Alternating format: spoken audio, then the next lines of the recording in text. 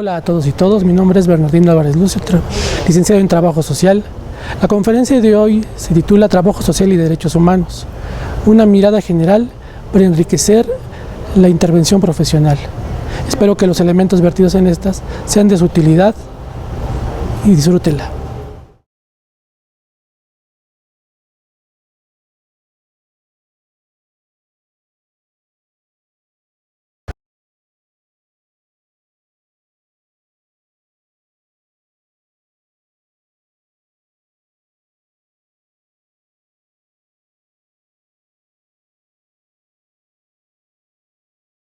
En la Unidad de Atención a Violencia Familiar de la Dirección de Educación Especial de la Secretaría de Educación Pública y ha colaborado en la Defensoría de los Derechos Universitarios de la UNAM y actualmente labora en la Comisión Nacional de los Derechos Humanos. Él nos va a hacer el grandísimo favor, de verdad, de impartir el actuar del trabajo social a partir de los derechos humanos. Licenciado, muchísimas gracias. Que sea de una experiencia totalmente agradable de aprendizaje. Que tengan excelente día. Muchas gracias. Gracias. Es el efecto que tiene los derechos humanos a nivel legal, ¿sí? La primera pregunta creo que nos tenemos que hacer es, ¿todos sabemos acerca de los derechos humanos? ¿Sabemos de dónde en nuestro país podemos encontrar la base jurídica de ellos? ¿Dónde será? ¿Y en qué artículo? En el primero, ¿verdad? Hoy voy a ver acerca de esto del artículo primero y vamos a desglosarlo. O sea, mi conferencia versa en esto. Nuestro objetivo va a ser reflexionar sobre las implicaciones que tiene el cambio constitucional del artículo primero para la protección de los derechos humanos en México. Y para iniciar, bueno, les voy a decir que esta breve ponencia pues es para ustedes. Y agradezco mucho al Colegio Nacional de Trabajadores Sociales por haber realizado esta invitación a un servidor para compartir con todas y todos ustedes un punto de vista sobre la trascendencia e importancia que tiene el conocimiento y la aplicación de los derechos humanos en nuestra vida como personas y como profesionistas. Es de todas y todos conocido que el momento actual en que vivimos es una época en que los derechos humanos son requisito indispensable para llevar a cabo cualquier proyecto institucional, ya sea para su implementación o para dar una garantía de la no afectación a las personas en su dignidad humana.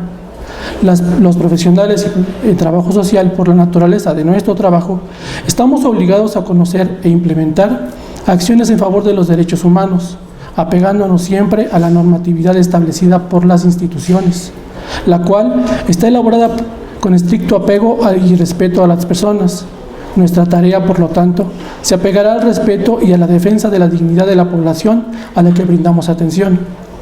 En esta oportunidad que hoy se me ofrece, para poder acercarme con ustedes, colegas y personas interesadas en el tema, considero que el conocimiento de aspectos básicos de los derechos humanos nos puede ofrecer una base reflexiva de lo que en México ha ocurrido en esta materia y que desde este punto de vista nos puede sensibilizar sobre los alcances de la reforma constitucional en la materia para el beneficio de todas las personas.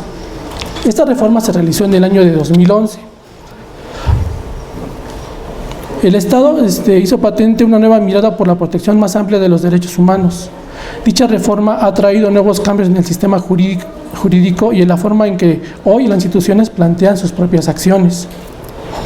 El término derechos humanos hace referencia a aquellas prerrogativas que son inherentes a la persona y que sin las cuales no podríamos vivir como personas. Estas nos permiten desarrollarnos de manera integral en todas las esferas de nuestra vida y nos permiten dar satisfacción a nuestras necesidades.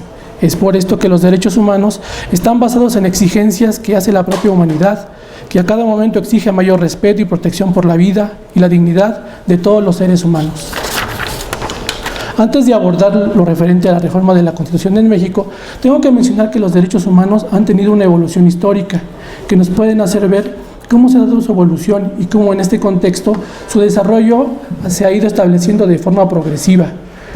Con los movimientos sociales ocurridos desde el siglo XVIII, como la Revolución Francesa o la independencia de los Estados Unidos, y en el siglo XX, como la Revolución Rusa o la Revolución Mexicana, ha habido más ideales y deseos por un mundo más justo, y añadiendo los terribles eventos ocurridos durante la Segunda Guerra Mundial, los anhelos por el respeto a la dignidad humana se han puesto como un objetivo de la propia humanidad. Las 3 generaciones de derechos humanos son efecto de tales acontecimientos que sin duda nos sirven para reflexionar en este punto. En esas primeras 3 generaciones de derechos humanos surgen, por ejemplo, la primera. Entre el siglo XVIII y XIX, su función principal consiste en limitar la intervención del poder en la vida de las personas, que tuvo el Estado del poder en la vida de las personas y garantizar la participación de los individuos en los asuntos públicos. Es en esta primera generación, desde el aspecto civil, que hay un reconocimiento por las libertades y derechos individuales de la persona, y en el aspecto político, a la posibilidad de organizarse a través de una organización basada en la democracia. Entre estos derechos civiles y políticos encontramos pues el de la vida, a una nacionalidad, a la igualdad, a la libertad, a no ser sometido a esclavitud, a la servidumbre o trabajos forzados, a la presunción de la inocencia, a ser escuchados durante un juicio por tribunales imparciales, las libertades de tránsito, de religión, de pensamiento, de reunión y de asociación. Siguiente, por favor. La segunda generación, entre los siglos XIX y XX, estos derechos de segunda generación, conocidos como derechos colectivos, tienden a que se reconozca una igualdad entre las personas, promoviendo para esto acciones en las que el Estado tome decisiones para que la población acceda a una vida digna en las áreas económica, social y cultural. Los denominados derechos económicos, sociales y culturales, DESC, son derechos vinculados a la satisfacción de diversas necesidades que permiten a la persona alcanzar un nivel de vida digno. Aquí vemos que entre estos pues, está el tener una vivienda digna, un salario justo, acceder y participar en la vida cultural, la seguridad social, los cuidados especiales durante la maternidad y la infancia, a un servicio médico, educación, seguridad pública, a formar sindicatos, a la protección de la familia. La tercera generación, surgidos entre el anterior y presente siglo, son los denominados derechos de solidaridad y cooperación entre los pueblos. Estos hacen referencia a la autodeterminación que tienen en sus aspectos económicos y políticos las naciones, a una identidad nacional, a la cultura de la paz, a la coexistencia pacífica de las naciones, a la cooperación regional e internacional, a la justicia internacional, al uso de los avances de la ciencia y la tecnología para la solución de muchas de las dificultades que pueden afectar el desarrollo de las naciones, como los problemas ecológicos, demográficos, educativos. Aquí entre estos derechos pues tenemos el derecho a la libre determinación, el derecho al desarrollo, al uso libre uso de la riqueza y los recursos naturales de una nación, a la paz, a un medio ambiente sano. Igualmente a derechos que tienen otros, por ejemplo, los pueblos indígenas, las minorías étnicas, minorías religiosas. Bueno, en esta parte vemos que este es un preámbulo, pero es muy importante el reconocer que estas 3 generaciones de derechos humanos no son algo histórico, es un avance, es algo que tenemos que tener muy en cuenta nosotros para saber cómo ha ido evolucionando este concepto, saber que los movimientos sociales son los que originaron todo esto. Y esos movimientos sociales, ¿a qué me refiero? Pues a guerras, me refiero a revoluciones, me refiero a vivencias con sistemas injustos, en los cuales el efecto fue esto, y esto va a ser progresivo, esto va a ir creciendo. En cada vez esto vamos a ir viéndolo y vamos a aterrizarlo ahorita en lo que son los derechos humanos en el Estado mexicano. Vamos a ir leyendo este primer párrafo del artículo primero. Tomando como preámbulo lo anterior y regresando a la reforma constitucional de 2011, en México voy a desglosar lo que a mi juicio son las repercusiones más trascendentes para la vida de las personas en materia de derechos humanos y que se ligan con los anteriores momentos generacionales de estos. Veamos lo que nos dice el artículo primero. Vamos a hacer una lectura muy rápida. Es un artículo muy pequeñito, pero que sin embargo tiene cuestiones que abren lo que hoy en México se está realizando en todas las instituciones. Primero nos dice, los Estados Unidos mexicanos, todas las personas gozarán de los derechos humanos reconocidos en esta Constitución y los tratados internacionales de los que el Estado mexicano sea parte, así como de las garantías para su protección cuyo ejercicio no podrá restringirse ni suspenderse. En el segundo párrafo nos dice que las normas relativas a los derechos humanos se interpretarán de conformidad con esta Constitución y con los tratados internacionales de la materia, favoreciendo en todo tiempo a las personas la protección más amplia. En el tercer párrafo, todas las autoridades en el ámbito de sus competencias tienen la obligación de promover, respetar, proteger y garantizar los derechos humanos, de conformidad con los principios de universalidad, interdependencia, indivisibilidad y progresividad. En consecuencia, el Estado deberá prevenir, investigar, sancionar y reparar las violaciones a los derechos humanos en los términos que establezca la ley. Vamos viéndolo parte por parte. Todo esto es muy importante, a pesar de que se vea muy pequeño, pero son obligaciones trascendentes y que pegan a todas las instancias e instituciones de nuestro país. Primero, observando y analizando los dos primeros párrafos, podemos enterarnos de que no tan solo las leyes del país ofrecen protección de los derechos humanos, sino que esta protección se amplía, ya que se ha incluido las que ofrecen los tratados internacionales que México se ha adherido y ha ratificado, lo cual implica que tanto la Constitución como los tratados internacionales están en el mismo nivel. Uno podría decir, ¿se pueden violar derechos humanos de lo que está en la Constitución? Sí. ¿Se pueden violar derechos humanos de lo que está en un tratado internacional? También. Entonces tienen el mismo nivel. Y entonces la persona puede reclamar que si en un tratado internacional se están violando sus derechos, de cualquier materia, que hay muchas materias que México ha firmado, pues entonces se puede proceder, ¿para qué? Para que el Estado, como dice al final, sancione y repare los daños. Un tratado internacional es un acuerdo entre dos o más países para establecer derechos y obligaciones en beneficio de ellos mismos. Las materias de dichos tratados son variadas, puede versar en asuntos de carácter económico o pueden ser acuerdos para la protección de los derechos de las personas. Cuando, por ejemplo, cuando México, por ejemplo, firma tratados de derechos humanos con otras naciones, no quiere decir que tiene la obligación con la nación, con la otra con quien ha firmado el tratado, no. Tiene la obligación con todas las personas, estén o no estén, bueno, más bien que estén en el territorio mexicano, sean o no sean nacionales. Entonces cualquier persona goza de los derechos humanos. Vamos a ver algunos de los tratados que México ha firmado y ratificado. Por ejemplo, vamos a hablar, por ejemplo, de la Convención Americana sobre los Derechos Humanos. En este tratado, que son varios artículos, hay dos en los que surgen dos organismos, por ejemplo, la Corte Interamericana de Derechos Humanos y la Comisión Interamericana de Derechos Humanos.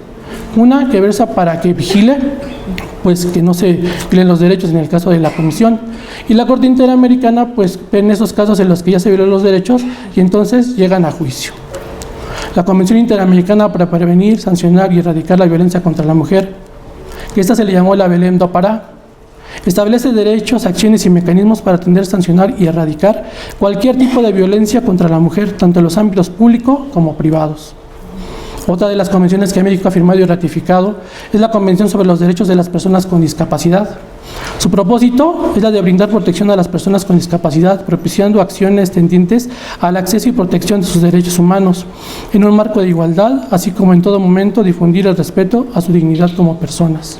Otra de las convenciones que México ha firmado y ratificado es la Convención sobre los Derechos del Niño.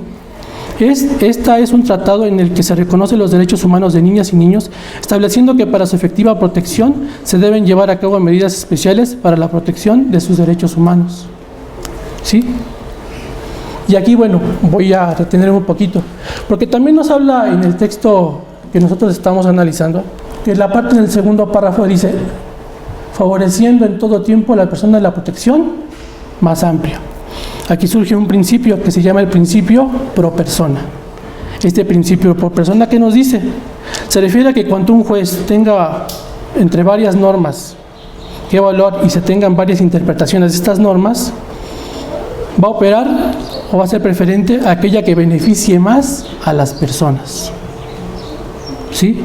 No que se le afecte, que se le beneficie. Esta es la protección más amplia.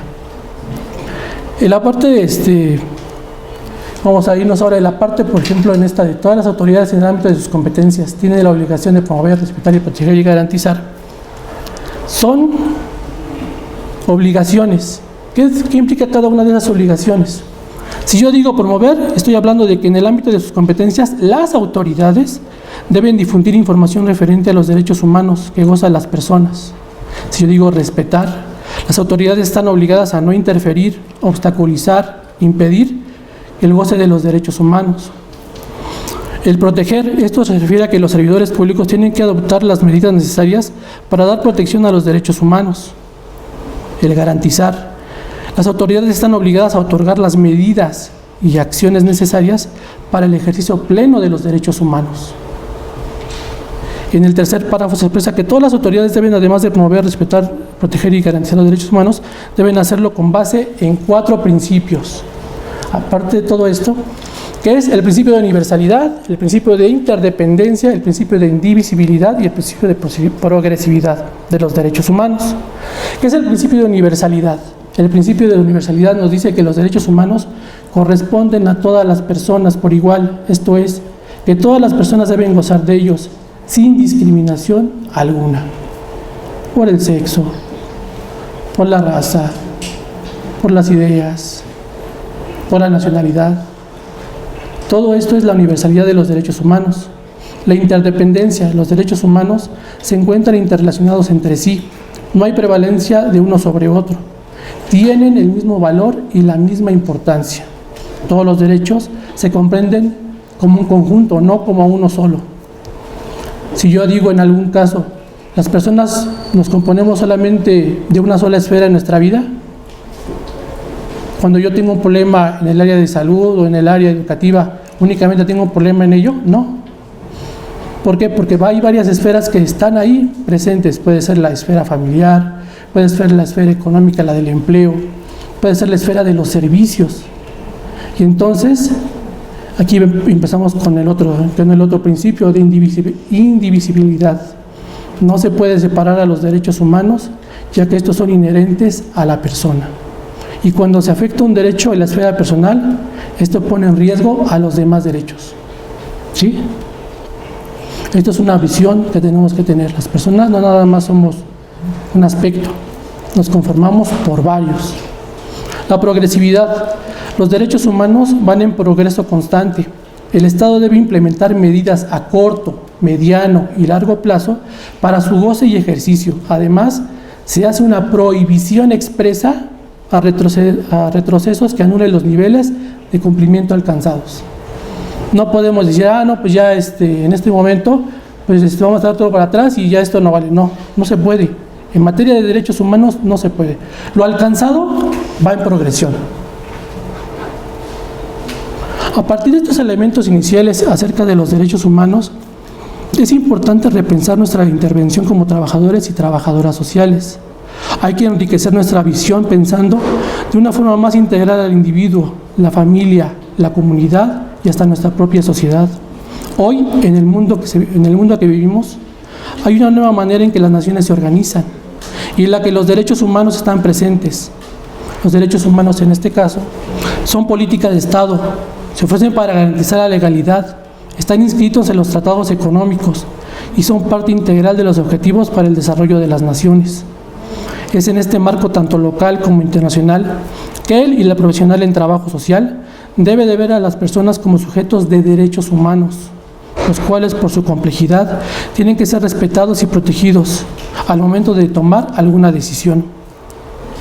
El tener conocimientos de las políticas, las funciones, las actividades de las instancias donde nosotros estamos laborando, nos puede brindar un gran apoyo.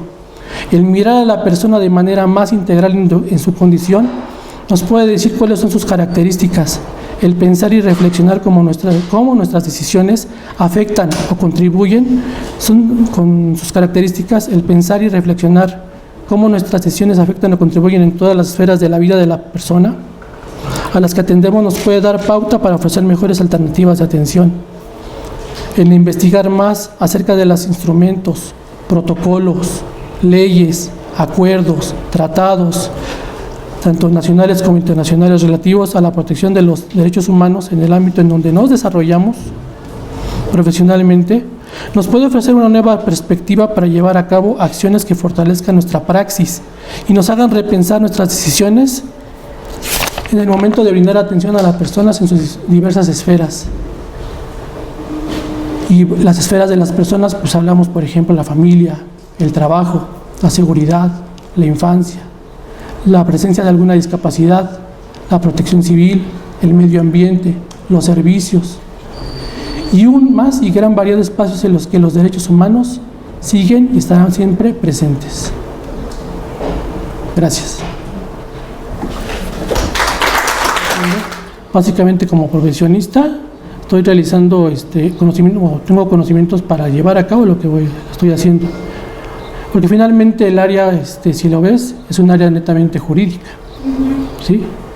Y lo que les acabo de comentar es un área en la que las personas pueden reclamar sus derechos, pero si lo ves, en ese sentido, es una parte donde todavía falta construir mucho más, ¿sí? Construir también en la práctica. En esta parte, pues no puedo hablar yo por la comisión porque no soy portavoz de ella, pero sin embargo te puedo decir que sí hay mucho, sí hay como que un campo enorme para que yo supongo que en el futuro un trabajador social pueda laborar ahí y sobre todo pueda con la manera en que nosotros estamos trabajando, porque trabajamos con las personas, trabajamos con sus necesidades, trabajamos con lo que ellos en cada momento están sufriendo, ¿sí?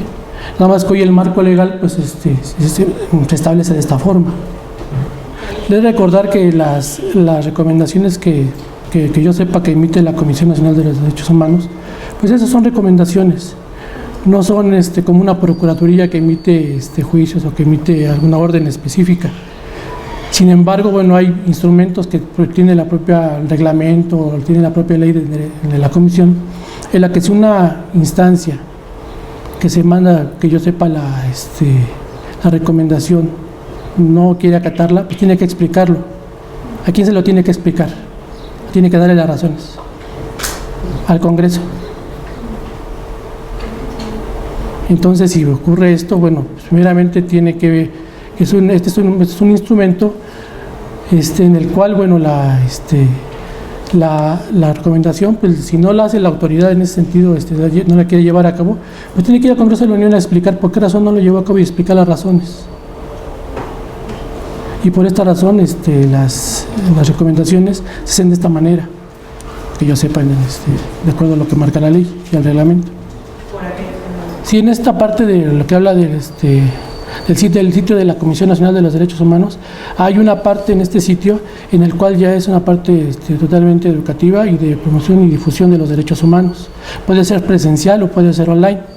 Entonces ahí ustedes pueden apuntarse o pueden pedir informes para acceder a estos cursos, a estos diplomados, a estas nuevas capacitaciones con respecto a los derechos humanos que se están brindando.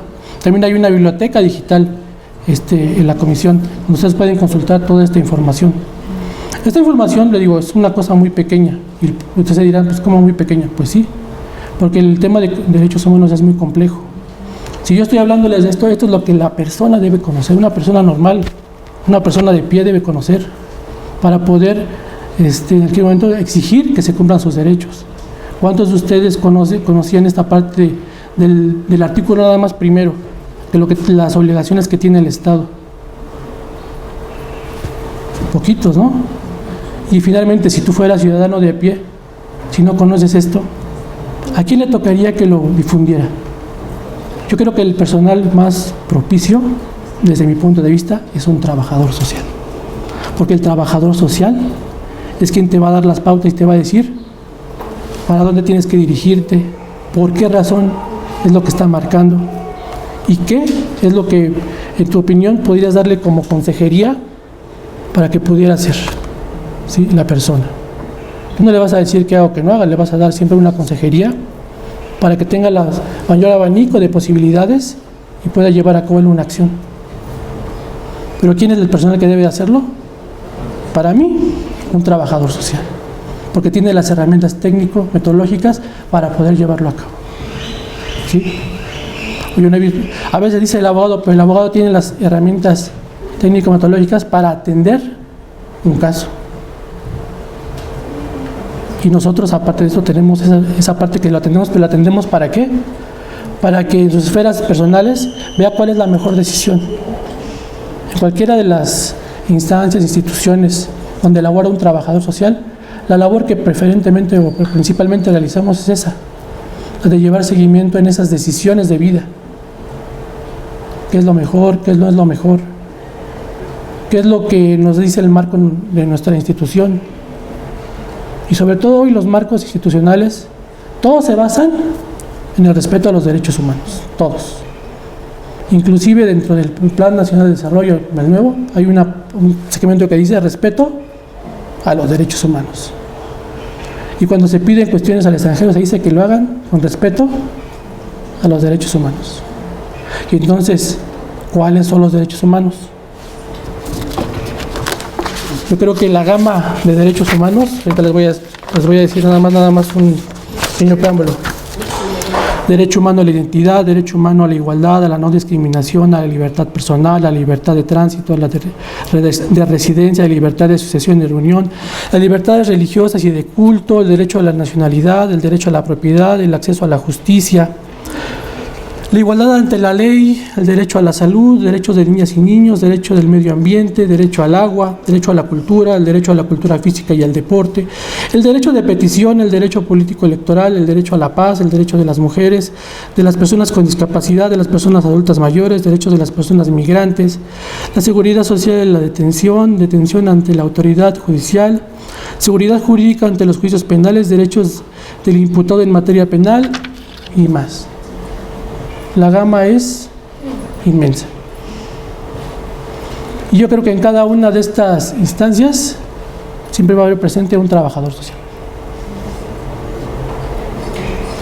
Y no creo que realicemos, como lo decían aquí antes, una labor netamente, solamente paternalista de andar dando cosas, de andar viendo listas, sino tenemos una labor todavía más profunda, ¿sí? A través de nuestros conocimientos, de ver nosotros con estos elementos, porque ese es el marco que nos está, en el cual estamos inmersos, el saber en nuestra instancia qué derechos humanos son los que protegemos, o los que se protegen por la ley. Hablaba de educación, ¿cuáles son los derechos humanos que se protegen ahí? Hablaban de salud, ¿cuáles son los derechos humanos que se protegen en esa instancia? ¿Qué protocolos son los que se están siguiendo? ¿Qué mecanismos son los que se dan? Y en cada uno de estos siempre tiene que estar presente la figura de un trabajador social, porque no nada más son únicamente elementos teóricos, trabajamos con personas. Yo creo que dentro del comentario que voy a decir, yo creo que para enriquecerlo mucho más que defender los derechos humanos, nosotros vemos la dignidad humana. La dignidad humana yo creo que es un concepto tan amplio, pero también tan ambiguo, que nosotros desde que estamos en esta carrera y desde que nos han enseñado la teoría, nos han dicho que bueno, estamos por las personas, ¿no? Hoy se llaman derechos humanos, pero es la dignidad humana, ¿sí? Es el desarrollo integral de las personas. ¿Y qué es el desarrollo integral de las personas? Pues todas las esferas en las cuales esta está. Yo creo que no hay persona nada más que viva nada más del trabajo, sin tener una familia. No creo que haya una persona que viva sin familia. ¿Por qué? Pues porque la familia puede ser tan diversa, ¿no? Hoy hablamos, por ejemplo, de nuevos movimientos en los cuales, pues sí, la sociedad acepta o no acepta muchas de las cuestiones. Por ejemplo, hablamos hoy del reconocimiento mucho mayor que tienen, por ejemplo, comunidades como la LGBTT, ¿sí? La unión de las personas del mismo sexo. Y cómo o no, sí o no acepta la sociedad estas uniones. Y cómo nosotros como trabajadores sociales tenemos que tener una mente abierta, una mente siempre vista hacia la dignidad de las personas, ¿sí? Yo creo que esta parte es esto, saberlo como que nosotros estamos con los elementos ¿para qué? Para defender esa dignidad de las personas, esa dignidad que se traduce como en derechos humanos, ¿sí? Y cada uno de los derechos humanos pues tiene un marco de acción. Y personas que, por ejemplo, están aquí en el área de salud, tienen que conocer propiamente, pues que primero, pues, yo supongo que desde lo que es su mapa organizacional, su manual de procedimientos, tiene que tener a lo mejor estatutos, tiene que tener ciertos ciertos manuales éticos para realizar su trabajo. Y luego nos vamos a la parte legal. Tenemos que conocer la ley local, tenemos que conocer qué nos dice la ley internacional con respecto a lo que estamos haciendo, ¿sí? Si hay un protocolo tenemos que conocerlo también nosotros, ¿sí? Aunque no nos toque realizarlo, tenemos que conocerlo para tener ese conocimiento y como yo les digo, tomar siempre la mejor decisión en pro de las personas, porque son las personas a las que nosotros estamos sirviendo, a las que nosotros estamos, ¿para qué? Para brindarles una alternativa de solución, ¿sí? O darles un servicio, sencillamente, y que este sea el mejor. Que una garantía únicamente versa en lo que dice la ley, es el marco de la ley, y un derecho humano va a lo internacional, ¿eh? Si usted encuentra un tratado internacional que México haya firmado y ratificado, y en el cual usted diga, es que ese derecho me lo están violando, usted puede reclamarlo. Porque no, pues es que se lo firmaron, no sé, Noruega. Si México lo ratificó, está obligado a ¿qué? A investigarlo, está obligado a reparar el daño si es que se hizo alguno, ¿sí? Esa es la gran diferencia. Por eso ya cambiaron eso. Por eso este primer artículo tiene esa importancia. Porque en el momento en que México se abre hacia esto, hacia esa mirada de derechos humanos, pues las obligaciones del Estado se amplían, ¿sí? Y entonces el Estado tiene que ver de qué manera, de qué forma, pues va a dar garantía a todas las personas que vivimos en este país. Ahora le diré, hay otra cuestión que también es muy interesante. Si México firma un tratado que no versa específicamente en derechos humanos, ¿también se puede reclamar en esta materia de derechos humanos? O sea, México firma un tratado, no sé, en cuestiones que tienen que ver con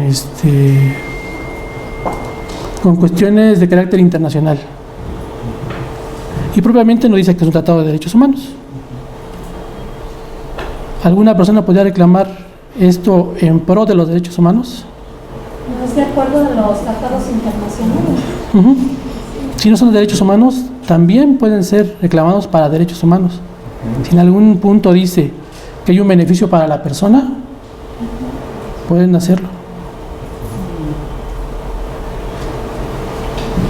O sea, por eso les digo que el tema es muy complejo. Eso yo tampoco lo conocía, esto lo he estado investigando, lo he estado viendo en la información que tengo cada día. Y sí es muy interesante. Si en ese tratado dice que hay un beneficio para la persona y propiamente no era un tratado de derechos humanos, también se puede reclamar como tal. ¿Se dan cuenta cómo esta esfera de derechos humanos se amplía en cada momento? Y si la vemos en perspectiva, pues diríamos, ¿va a disminuir? Pues no, se va a incrementar. Y como les digo en esta parte del último párrafo, ¿no? Los avances que se han tenido en la materia no se pueden retroceder. Y sobre todo porque se ratifican. Si México sigue ratificando tratados, sigue habiendo más obligaciones. Y entonces la obligación de nosotros también como profesionistas, trabajo social o en otras profesiones, ¿qué es? Es conocer más acerca, pues por lo menos, de la realidad institucional que nos toca a nosotros. Si estás en salud, averigua todo lo de salud. Y sobre todo averigua todo lo relacionado con derechos humanos. Si estás en el área educativa, pues ve, hay muchas convenciones, hay muchos instrumentos nacionales e internacionales que ven por la educación o por la parte educativa de los menores. Si estás en la parte de discapacidad, porque también puede haber hasta sus combinaciones, ¿no? Educación y discapacidad. También hay instrumentos. Y entonces, por los movimientos sociales actuales.